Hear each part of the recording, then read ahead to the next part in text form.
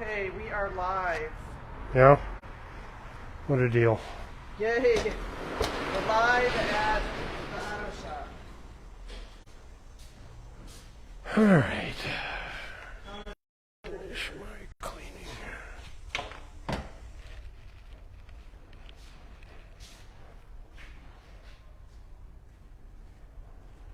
What the hell is this thing doing?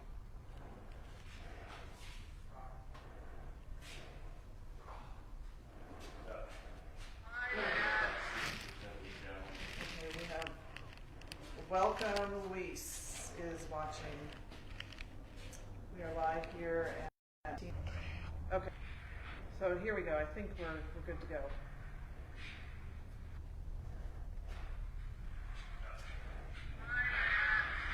What's up, Byron?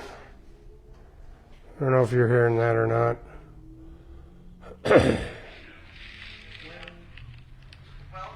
Luis is watching. Wayne, how are you? We're live here at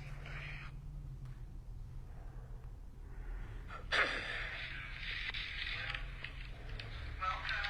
Luis is watching. Wayne, how are you?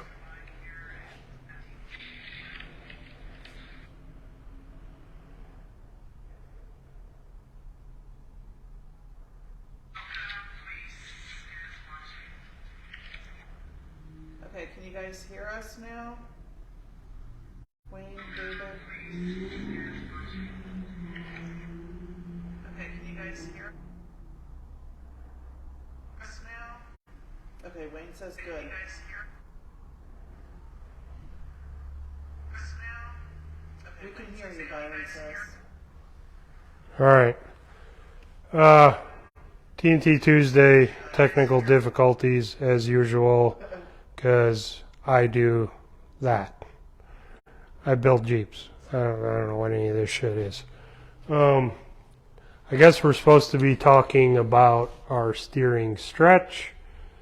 I have two of them here, but I think if she comes any deeper into the mad scientist room, she'll lose reception. So, which will make this really difficult to do. So anyway, you guys all know we do a steering stretch for the TJ LJ platform. I finally got my Jeep back over here out of storage in my garage for the last couple of years, so the push is on to get it running and out on the trails again and all of that fun stuff. So with our steering stretch, I'm going to shut this off before it decides to just turn on by itself and Scare us. well, it'll drown us out. With the steering stretch, this has a Curry Rock Jock Dana 60 in the front.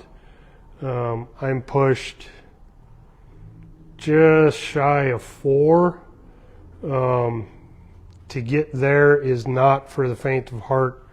I had 2 solid weekends of up and down, move this here, move that there, up and down, move this, check this, articulate, whatever.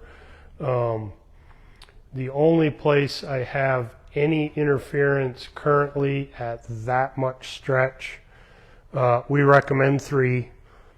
3, you just put it on and it's done deal. I know Tammy put up a post yesterday that we were going to do this today, and good friend of ours down in Springs commented, did his TJ years ago. His has a Dynatrack Dana 60 in the front. Managed to get right at 3.5. For those of you that do or don't know, the Dynatrack, even though it's the real sculptured housing, is still based on a traditional Dana Spicer cover flange to pinion center line. 3.5 is a chore in a standard type Dana 60. With the Curry with the rotated cover back, you can, and with really high mounted steering, you can kind of tuck that front end up underneath the steering and the track bar. So like I said, I'm right at 4, which is the practical limit for 40-inch tires. If you had 42s, you'd never get that, because 40s, see, I don't know if Tammy can see that bolt that's sticking out of the grill. That's the bottom factory fender mount. We don't use that with our TJ HyLine fenders, or our standard fenders. We just use the upper two that are more in line with the headlight. But anyway, my tire hits the grill where that bolt is sticking out. That's why I screwed that bolt in there this morning, because I knew she couldn't get in here very far. She'd lose signal. 42s, you'd either have to bump stop it more or take a little stretch out of it. So 3 is the advertised number. Your mileage may vary. You know, I have no idea why you would put a Dana 30 in the front of a Jeep and try and stretch it and do all of that. But people do whatever they do. A Dana 30, barring tire interference, you could probably push 5 inches, but why you would do that is beyond me. The kit's really designed around big diffs. JK Dana 44s, we do a lot of them, or JK application Dana 44s.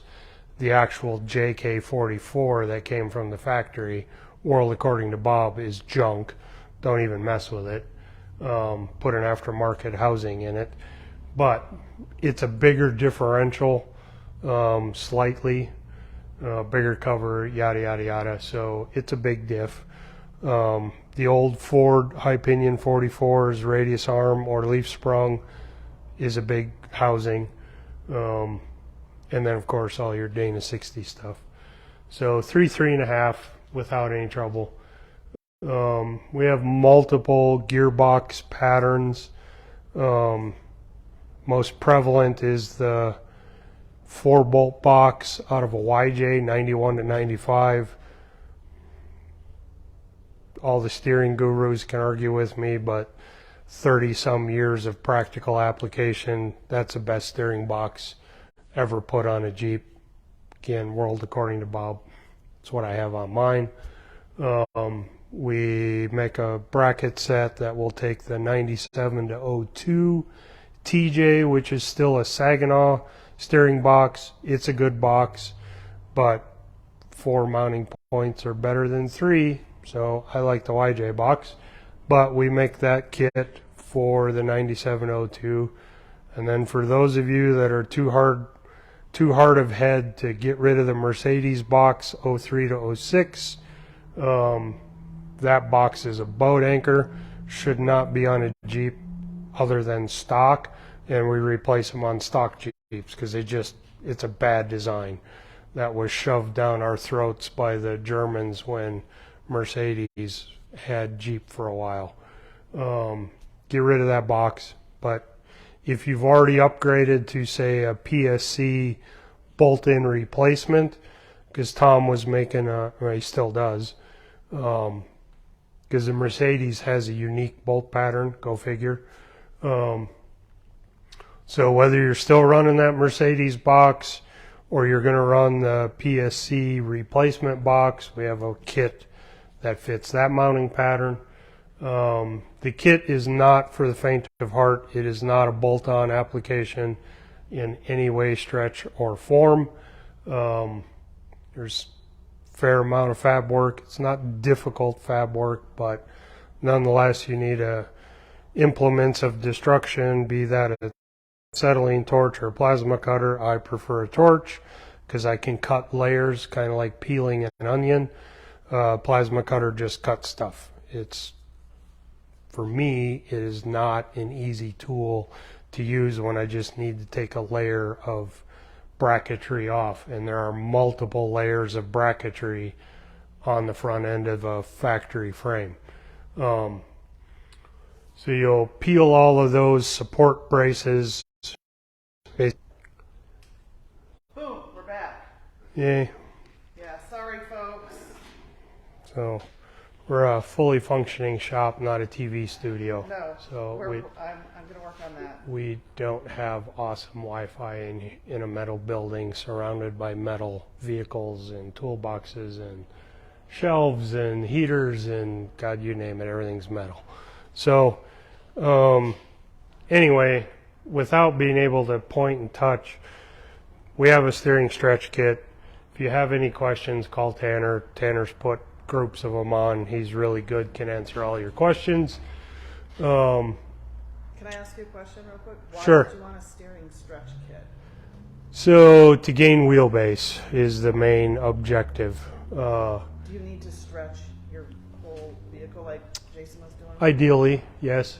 A TJ lends itself really easy to about 3 inches on each end, right? So shouldn't do math in public, but 93.5 is factory wheelbase. You put 6 on that, you're 99.5. A couple little tweaks here and there, you can get to the magic 100 really easy. The TJs we tend to build are 101.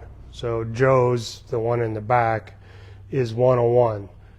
You can cheat the front in that 3.5 range. The rear you can get back to 4 pretty easily depending on your gas tank and your different whatever you're running for an axle. But we tend to, in the TJs, we tend to run the Curry Rock Jock axles because of the tilted covers. I can get 101 inches out of a TJ really easy. So, and that takes the choppiness of a TJ. If you've ever driven a lifted short arm TJ drives like ass no matter what you do to it. I do have some tricks, but you still guys keep them pretty short. So most guys go to a long arm kit on a TJ or an LJ. But if you leave that wheelbase in that 93, 94 range, they're really choppy on the highway. Some people that matter, some don't. If they're building a big Jeep, chances are it's a trailer queen. But we like to drive our Jeeps, not trailer them. Obviously, we trailer when we go long distance, just because we're staying in our motorhome and it's kind of pointless to drive a Jeep and a motorhome, so they get trailered. But local stuff, we drive them 200-300 miles, no problems.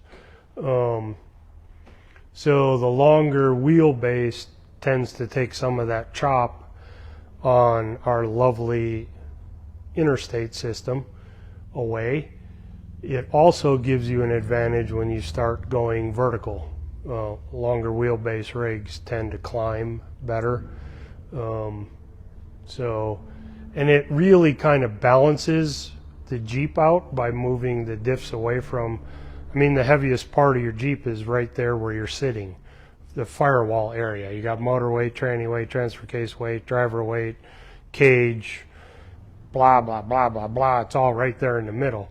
So by kind of pushing that away from that central weight point, they tend to climb better. TJs back in the day, I'm showing my age, always had the problem of lifting a front tire when you went climbing something steep.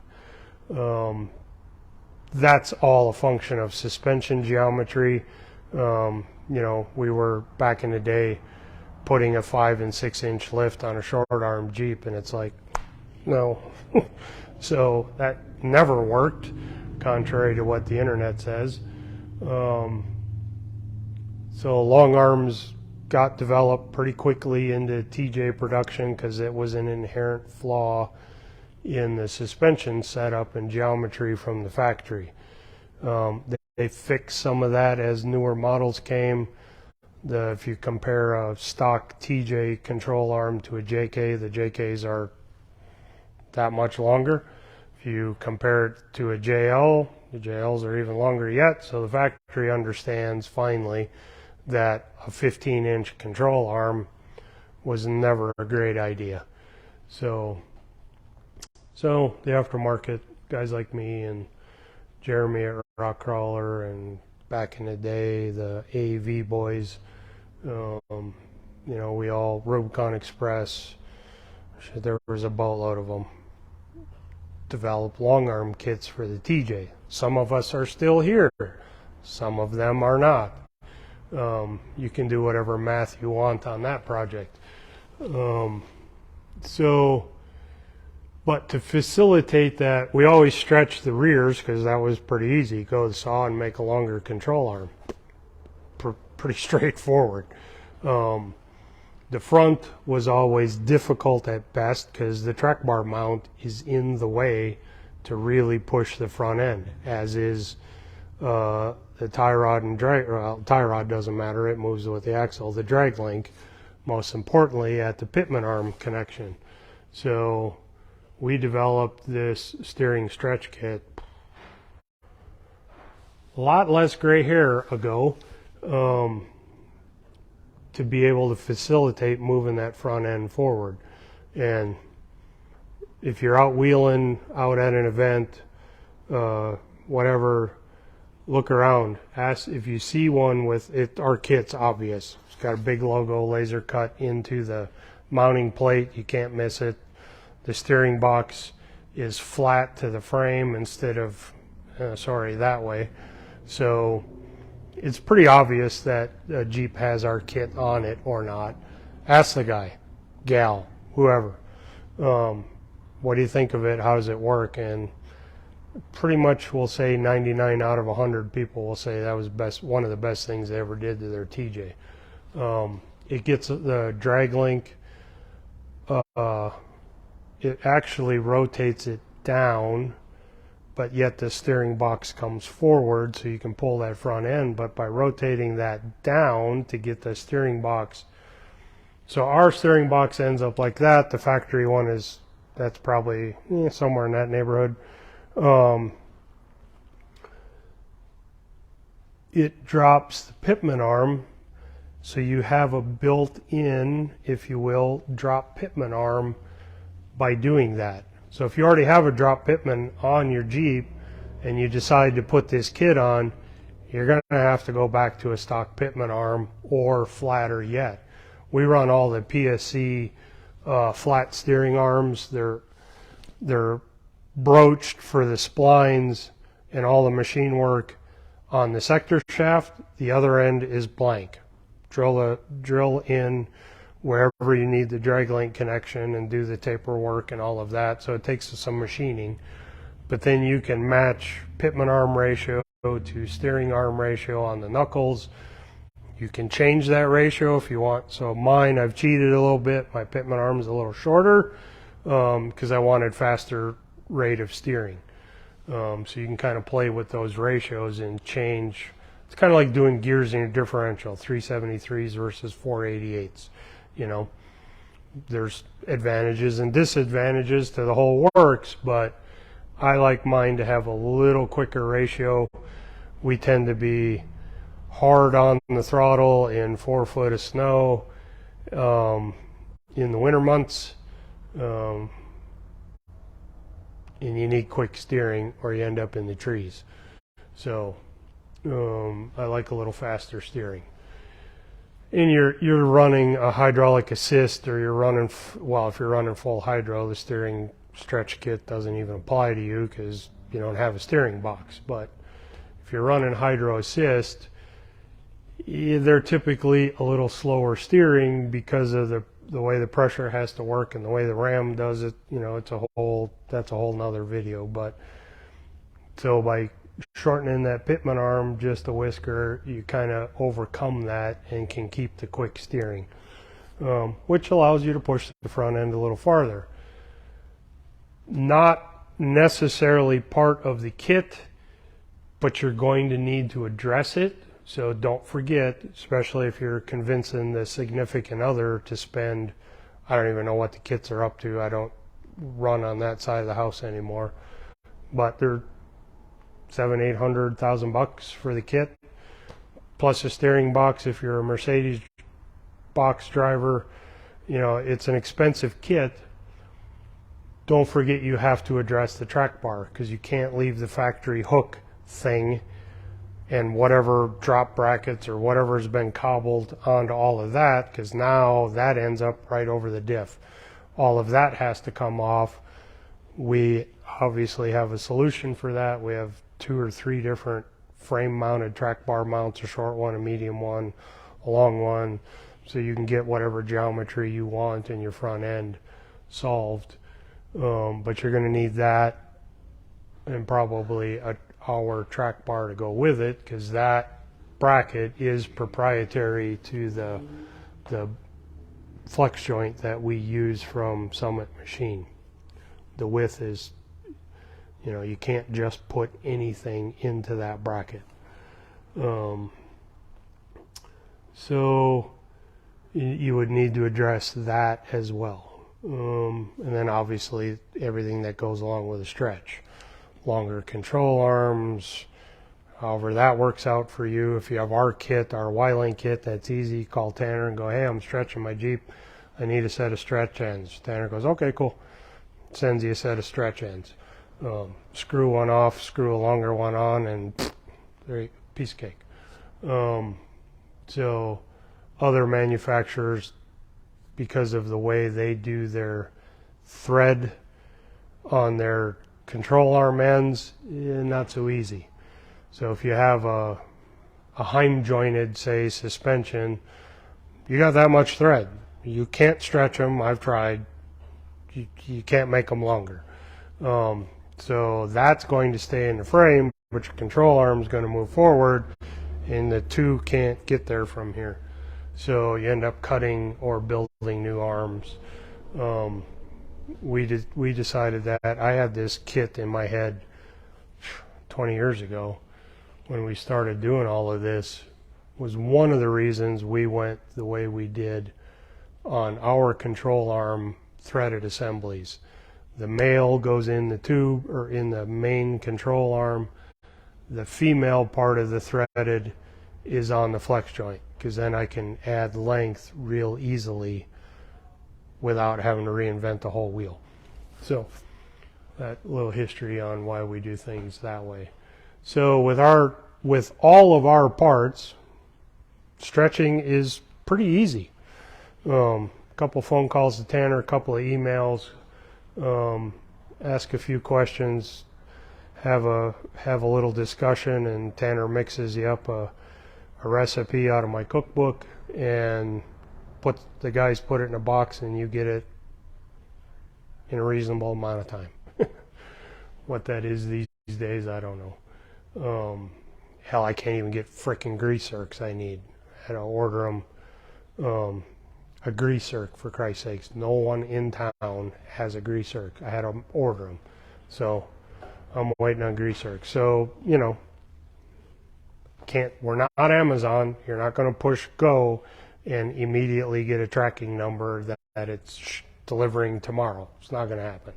But those parts are pretty common for us. They're pretty readily available. They're usually on the shelf. If they're not on the shelf, that's because we're building another batch. So it's not a 6-month wait. Might be 2 weeks, you know. So we experimented with a stretch on a JK. It's really not worth the effort. I have it on mine. Obviously, we have it on Pat's Monstrosity. The problem you run into on a JK is the way the steering box itself mounts. The main gearbox is up on top of the frame, and then the long sector shaft goes down the inside of the frame. That main big gearbox being on top of the frame, there's stuff up here. You can't move that gearbox north, if you will, very far, where you're running into radiator, air conditioning, hoses. It's just a mess of stuff right in the way. So we did a kit. It's not necessarily production piece. I haven't seen one around the shop in a while. We have all the files, so if you really want, I can gain you about 7/8 of an inch.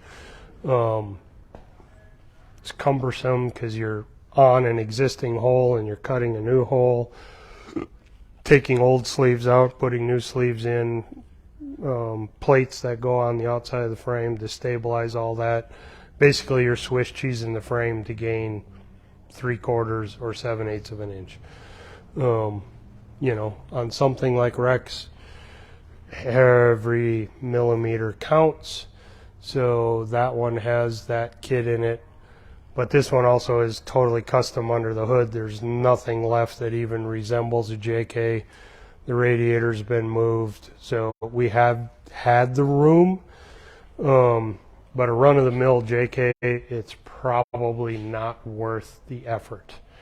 And then you got a whole host of problems with JKs and big tires. Reason that has a carbon fiber grill that kind of more or less looks like a TJ grill. Big tires just knock the grills off a JK. And I know a lot of guys will just break the saws out and cut the below the headlight and the turn signal and cut all that out. Yeah, that's ugly to me. So we had a fella build a mold and make these carbon fiber grills for us. And before you ask, they are pretty much made out of unobtainium. They were made during COVID when the whole world was being stupider than it currently is, and nobody was doing anything. And this guy has a shop in North or South Carolina. I'm not sure. North, I think. He produces and supplies a lot of the NASCAR teams' body panels. Well, he was kind of getting tired of eating ramen noodles during COVID because nobody was racing NASCARs, so they weren't hitting the wall or rubbing fenders because rubbing is racing, and the teams weren't needing replacement panels, so he was kind of sitting around twiddling his thumb. So it was a perfect storm for everybody. I needed this grill. We were right in the middle of figuring out how this front end was going to fit with 45s on it. And a mutual friend put us together, and I sent him a grill that I had all marked up how I wanted it, and he built a mold, and it's real race car carbon fiber. So before you say, Bob, I want one of them, you might want to look in your checkbook because it's well into 4 digits.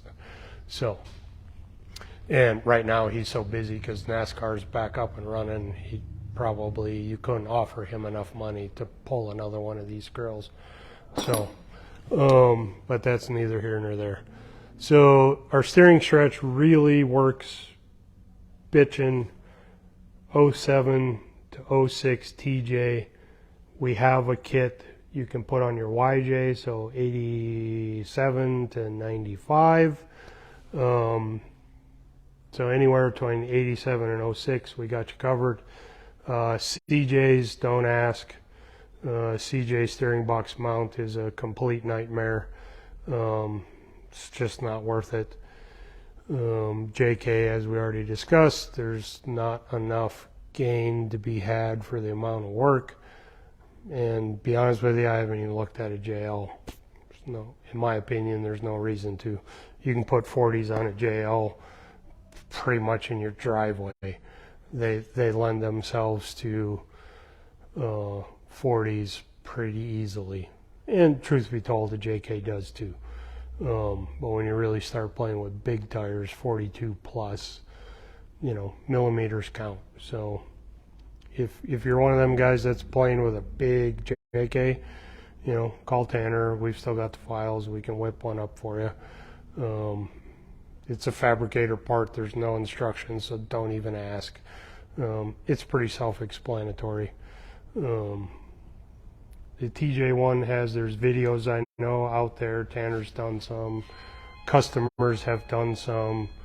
Our install instructions are pretty straightforward. Like I said, it's not for the faint of heart. You're cutting and welding and moving and shaping, and so, but 3 inches is a big gain on a TJ and well worth the effort. Other than that, we beat that horse to death. on multiple occasions. What else is going on? We got the Gladiator in. We are chasing driveline vibrations. Pretty much narrowed it down to the front drive shaft. So we'll leave it at that until I have resolution from the supplier. We just pulled it out. When I go to lunch, I'm going to test drive it and see if my vibration has subsided. This one is a kind of a unique beast. Because it has the Spicer front end in it, which does not have the FAD, so the front drive shaft is spinning all the time. I think that's contributing to it somewhat, but nonetheless, even if it was a FAD disconnect unit front end, it still shouldn't vibrate, because when you're running four-wheel drive like we do here in the winter, the drive shaft's spinning. So I need to get that solved before we get too many more miles on it and have a catastrophic failure in the middle of nowhere. Other than that, the diesel's doing good. No complaints. We're getting ready to build another one for a customer, collecting pieces right now. Won't quite be this level, but close. 37s, R suspension, ARE just released, well, not just, but new enough that you could kind of say just, in an aluminum framed, I guess would be the word, fiberglass skinned, overland. I don't know, they got some fancy buzzword name for it, but it's their overland topper, canopy, shell, whatever you want to call it. We really like the RLD, can't get them. They've been discontinued in the States due to shipping and whatever excuses. The RSI is a good cap. That one's hard to come by. Actually, the ARE, if Pat, you're watching, the build date keeps slipping a little bit, so, you know, because it's new and I'm sure they're overrun because all these other good overland shells are temporarily unavailable. Looks to be a good piece. So I like the fiberglass shell. It has cleaner lines. Not that the RLD is real utilitarian. There we go. It's blocky, you know, form before function, or function before form, sorry. I'm tickled with it. I love the way it works. It does everything I want it to do. But there are people out there, it's kind of blocky and chunky. The ARE is a very nice, it flows with the Jeep very well. So we're looking forward to getting that one in, and getting going on Pat's new toy. So other than that, we just keep fixing Jeeps and fixing cars. What do I got over here? 3 Jeeps and a Nissan Titan. So we got 2 TJs and a JK today. There's a whole host of them out in the yard that are in progress or waiting for diagnosis or repair or whatever the case may be. So we're busy. We're fully staffed again. Thank you. So I got a guy, my helper over here, who's picking things up pretty quick and has a good head on his shoulders. We got 2 good mechanics over there, so we're back to firing on all 8, as they say. So we got some little brackets and whatnot drawn for wreck, so I can get them done this week. Got to do a little demo work to put those on, which will help with what I got planned for a rear bumperette. It's not going to be a whole lot of rear bumper, but it's got to have something. So we got to protect them corners as much as possible, because when Pat wads them up, it's too bad, so sad. I don't know that we'll ever build another set of those corners. A lot of effort went into them. So Ones that are on now? yeah. So we're going to do a little bumper tubular thing on the back of it just to give it finish out. The back's just kind of ugly in my opinion. JKs are kind of hard to make look like anything because the body sits so high above the frame rail. So we chop some more frame and tuck everything, and I got an idea for a little tubular bumper deal, but I got to move them rear body mounts. That's why it's got a 2x2 wedged in to hold the body up when I cut that out this afternoon. So Pat, we're working on it. Not a lot, but we are working on it, and I get some of these little fab projects out of the way, then Nick will have enough time under his belt where the two of us can just start ripping and tearing and welding and finishing. We got Jason and I kind of came up with the way to mount the spare tire in it. We were originally going to mount it vertical down in that trunk area. It just wrecks so much visibility, and it takes a couple of guys younger than me to lift that heavy son of a bitch out of there. So we're going to rearrange that a little bit. We got to build a fuel cell. I've finally decided, I've been contemplating it ever since we started this, to not piss around with the JK tank, and we're not going to. It's getting a fuel cell tucked back here. It's another reason we kind of got to rearrange how we're going to mount the spare tire. But that'll give Pat 22, 25, depends on how much I want to push the envelope, but a solid 20 gallons of fuel versus the 15 or so he was going to end up with a two-door JK tank.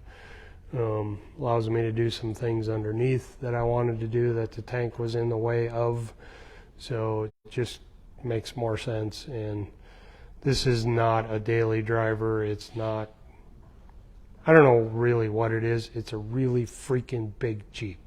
That's what it is. So we're just going to continue down that bigger is better mentality.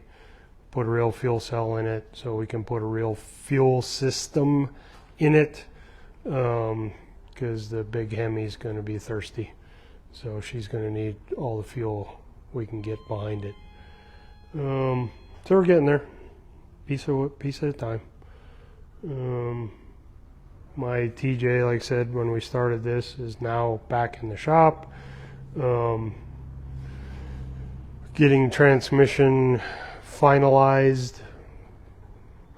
Let me tell you, you want to try and build a 1970s vintage transmission these days, good luck.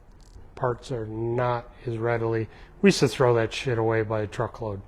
I don't know how many of them I've thrown away in my career, and now I'm wishing I had some of them back, because some of those parts are not easy to come by.